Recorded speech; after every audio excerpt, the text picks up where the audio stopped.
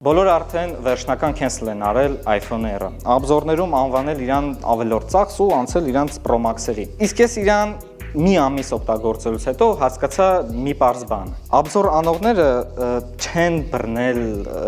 իր այդ ֆիշկան։ Air-ը ոչ անիմաստ հեռախոս է, ոչ էլ առավել եւս ավելորդ ծախս։ Այդ հենց այն հեռախոսն է, որ կստեղծեր Steve Jobs-ը։ Ու հա, անկեղծ ես հետ եմ գնացել Pro Max-ի, ոչ թե կամերայի, ակումուլյատորի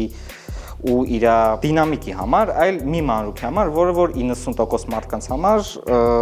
անիմաստություն կթվա։ Փաստացի iPhone Air-ը ամենալավ տարբերակն է հասարակ մարդու համար։ Նա իր միջևեր, որտեվ ավելի քան հավանական է, որ հենց iPhone Air-ն է քո վերջնական ընտրությունը։ Չնայած ըստ վաճառքների ինքը ոչ մեկին պետք չի։ Արի սկզբից հասկանանք, թե ինչի եմ ես iPhone Air-ը համարում Jobs-ի հեռախոսը ու 26 թվին ինչներիս է պետք բարակ հեռախոս։ Իրան մի բան էր հետաքրքիր, ինչպիսին է գաժեթը ձեռքի մեջ ու արդյոք արժի իրան ունենալ։ Ամենապարզ օրինակը 2008 թվի MacBook Air-ն է։ Ինքը ամենաուժեղն ու հզորը չէր, բայց ինքը ամենացանկալին էր։ Jobs-ը պրոստը ցուցադրեց իրան ու վсё, բոլորը միանգամից ուզում ենք։ Հիմա լրիվ հակառակն է։ Tim Cook-ի գալուց հետո iPhone-ները դարձել են SE, Pro Max, Air Կժանոց, լրիվ Չինաստանի հեռախոսների պրինցիպն է։ Պրեզենտացիաներն էլ դարել են տիպը ավելի հզոր, ավելի մեծ էկրան, ավելի շատ հերցեր եւ այլն։ Երկար ժամանակ հետո iPhone Air-ը առաջին մոդելն է, որում կարևորը ոչ թե թվերն են, այլ իր տված զգացողությունները։ Բարակ, թեթև, անսովոր։ Ահա Jobs-ի ոճը, ստեղծել մի բան, որը որ դու ուզում ես, այլ ոչ թե որ ձեռնտու է։ Հիմա ինչներիս է պետք вообще բարակ սմարթֆոնը։ Ամենատարածված միտքը, որ ասում են Obzor-ներում, տիպը ում է պետք է բարակ սմարթֆոնը, ակումուլյատորը մի քիչ հաստ անեք, հա, օքեյ, թո մի քիչ հաստ լիներ, բայց նորմալ զարյատկա բայեր։ Հա, սիրուն է հնչում, բայց հենց Air-ը վերցնում ես ձեռքդ, հասկանում ես թե ինչի համար են իրան ստեղծել вообще։ Ինքը թեթև է, բարակ է, դիագոնալը Pro-ի ու Pro Max-ի մեջտեղն է։ Մի երկու օր iPhone Air օգտագործելուց հետո վերցնում ես iPhone Pro Max-ը ու ոնց որ պերաշկի լինի։ iPhone Pro-ն էլ ոնց որ փոքր պերաշկի լինի։ Ու ստեղ հասկանում ես, որ ամենակարևորը հեռախոսի մեջ իր հարմարությունն է։ Ոչ թե կամերան, ոչ թե մեգապիքսելները, ոչ թե այդ հերցերը, այլ թե ոնց ես ամեն օր զգում իրան ձեռքումդ։ Կամերան դու օրը մի քանի անգամ ես մտնում, օրը մի քանի անգամ զարյատկի ես դնում, easy։ Բայց ձեռքումդ իրան բռնում ես ամբողջ օր։ Իսկ Air-ը այդ մասով պրոստը կայֆ է։ Ամենահարմար iPhone-ը, որը ես երբևէ вообще օգտագործել եմ։ Ու գիտեք ամենախնդալն որն է, երբ որ իմ ձեռքում թազա Pro Max-ը, բոլորը որ տեսնում են, ասում են հա, շնորհավոր ախպեր, հա, այս թազան է, հա, թազան սենց, հա, օքեյ, ախպեր, շնորհավոր։ Բայց երբ որ Air-ն է իմ ձեռքում, սաղ ասում են, «Որոնք երեսի բան է, սեն ամենաբարակն է, հələ մի հատ կտաս բռնեմ, բան սենց, ասում եմ, բռնեմ»։ Այդ հենց այն wow էֆեկտն է, որը որ եղել է Jobs-ի օրոք, եւ որը որ Tim Cook-ը իրականում կորցրեց։ Լավ, անցնենք ակումուլյատորին։ Նու ստեղ կլասիկա է, ֆիքսը ոչ թե երկար ձգելու վրա է, այլ իր օպտիմիզացիայի։ Սեփական պրոցեսոր, մոդեմ ու համակարգ։ 17 Pro Max-ից հետո ես մի ամիս օգտագործեցի Air-ը ու հա, Pro Max-ը ստեղ հաղթում է, դա չի քննարկվում։ Բայց դե փաստացի իմ մոտ սենց ստացվեց։ Pro Max-ով ամսվա մեջ ունեցա 22 ցիկլ, այսինքն 22 անգամ դրել եմ զարյատկի։ Իսկ iPhone Air-ով 40։ Եթե այդ սաղ էկրանով հաշվենք, ստացվում է, որ Air-ով 100%-ը ես ծխում էի 8 ժամում։ Իսկ բարակ ու թեթև հեռախոսի համար այդ իրոք շատ թույն է։ Հա, բնականաբար, եթե դու օգտագործում ես քո iPhone-ը 24/7 ու սաղորը մոնտաժներ, ինչ որ, չգիտեմ, նկարահանումներ, YouTube-ներ եւ այլն, Pro Max-ը դա իդեալական տարբերակ է։ Բայց սովորական մարդու համար սոցցանցեր, Messenger-ներ ու YouTube Air-ը հանգիստ ամբողջ օրը կձգի։ Գիշերը դիր զարյատկի ու վсё։ Ճանապարհորդությունների ժամանակ հա պետք է գալու ավելի հաճախ դնել զայրդքի, բայց դե այդ հարցը կարելի է լուծել, պրոստը power bank ես խփում ու վсё։ Բայց դե առօրյա կյանքում չի եղել, որ ես ասեմ, վсё, բան զայրդքես մեռավ, ոնց եմ ապրելու։ Չի եղել տենց բան։ Հիմա ամենամեծ թեման՝ մի կամերա։ Մարդկանց մոտ միանգամից միտք առաջանում, որ տիպը այդքան փող ենք տալի, հենակ այդքան մի հատ Android կառնենք, վրանը մի 60 հատ կամերա կլինի ու վсё։ Խենք այդքան փող տալիս Air-ին։ Եկեք հասկանանք։ Ֆոտո անելուց նկարների 90%-ը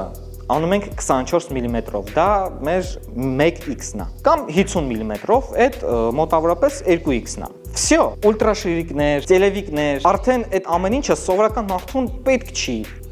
Եթե դու պրոստը խնդալու նկարներ չես ուզում անես։ Ուրեմն Air-ը այդ ծածկումա սենց։ Հիմնական մոդուլը 1x, 2x-ը ու 3x-ը 48 մեգապիքսելով crop է անում։ Ինչ է նշանակում crop։ Սենց մեծացնում է, zoom է անում, կտրում է ու դառնում է 2x կամ 3x։ Ու ահա ստե մի հատ նուրբ պահ կա։ Անկամ Pro-ն կամ Pro Max-ը լիքը դեպքերում մեկա կամերայով են crop անում տելևիկ միացնելու փոխարեն։ Օրինակ, երբ լուսավորությունը թույլ է կամ օբյեկտը մոտիկ է գտնվում, կամ երբ որ պրոստը հեռախոսը որոշում է, որ տենց է ճիշտ։ Այսինքն հաճախ Pro Max-ով zoom անելուց դու մեկը ստանում ես նույն crop-ը, ինչ Air-ում է։ Հա, 0.5-ի պակասը որոշ պահերին զգացվում է, երբ կա լայն կադրերի կարիք, Air-ը մեկ-մեկ ազդում է։ Բայց եթե անկեղծ մարդկանց մեծ մասը 1x-ով է նկարում, մեկ-մեկ էլ 2x է սխմում ու չել խորանում։ Իսկ հիմա մի հատ դինամիկի մասով։ Բոլորը ասում են մի դինամիկ, լուրջ, 26 թվին, իրականում սա ավելի հեշտ է։ Մի երկու օրից դու դրան սովորելու ես։ Notification-ները լսվում են։ Վիդեոն հանգիստ կարող ես նայես։ Երգերը մեկը ականջակալներով ես լսում։ Օրինակ, ես թե տանը, թե դուրսը ականջակալներով եմ։ Ու Pro Max-ով էլ որ ինչ-որ բան եմ միացնում, ինչ-որ wow, ինչ զվուկ է բան, տենց զգացողություններ չեմ ունենում։ Պրոստը մի քիչ ավելի բարձր է ու объемնի է։ Всё։ Ու ստեղ էլի հարց, ի՞նչն է քեզ ավելի պետք։ Բարձր ձայնով քարի կտոր, թե բռնես թեթև ու հարմար հեռախոս ու մեկ-մեկ վիդեոները նայես մի դինամիկով։ Ինձ համար պատասխանը ակնհայտ է։ Ու ամենաքիչ գնահատված կողմը ամրությունը։ 17 Pro Max-ը մի ամիս առանց քեյսի ու ապակու։ Մի քանի անգամ ընկավ, պայուսակի մեջ մի երկու շփում ինչ-որ առարկաների հետ ու վсё, ինքը արդեն շատ հոգնած տեսք ունի։ Խազեր, մազեր, տեսքից ընկնում է։ Air-ի հետ պատկերը ուրիշ է։ Մի ամիս առանց ապակի ու քեյս։ Սումկա, գրպան, սեղան, բանալի, կապ չունի, հեռախոսը ոնց որ թազա պաշկից հանած լինի։ Այսինքն ինչ է ստացվում։ Վիզուալ ինքը բարակ խաղալիք է, բայց փաստացի ամենաամուր iPhone-ներից մեկն է։ Ու այս առաջին iPhone-ն է, որը որ ես օգտագործել եմ առանց քեյսի, առանց ապակու ու չեմ վախեցել, որ ինքը մի ամիս հետո կդառնա քրջ։ Կդառնա քրջ։ Ինչի ես այսքանից հետո մեկա հետեկա iPhone 17 Pro Max-ի։ Պատճառը մեկն է։ Pro RAW ու նկարման Prof ֆորմատները։ Ես որպես content creator շատ եմ նկարում ու հենց հեռախոսով էլ մոնտաժ եմ անում ու հնարավորինս քամում եմ վիզուալից։ Սովորական ֆորմատը, որով որ նկարում է iPhone Air-ը, սովորական մարդու համար վզով է։ Բայց ինձ պետքա Pro ֆորմատի ճկունություն ու հարմար պայմաններ։ Air-ը կարար այդ հանգիստ ձգեր, հզորությունը նենցա թույլ է տալի ու կամերան էլ Pro-ի է։ Բայց Apple-ը կրիսավարի որոշել է կիսի շարքը։ Ուզում ես Pro ֆիշկեք, վճարի Pro-ի համար։ Ու հենց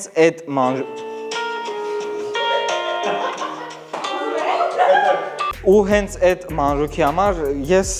ստիպված եմ բռնել ծանր ու կոպիտ Pro Max-ը։ Ոչ թե իդեալական ամուր ու հարմար iPhone Air։ Արի անկեղծ էլի ում է պետք իրոք iPhone Air-ը։ Առաջինը։ Նրանց ում կարևոր է հարմարությունն ու զգացողությունները,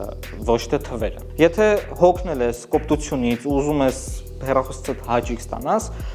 Air-ը իրոք քո համար է։ Երկրորդ, նրանց ովքեր 24/7 նստած չեն հեռախոսի մեջ։ Մեծ մարդիկ, օֆիսում աշխատող ժողովուրդ,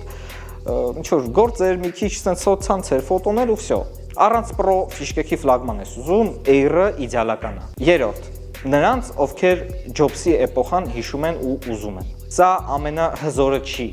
սա ամենացանկալին է։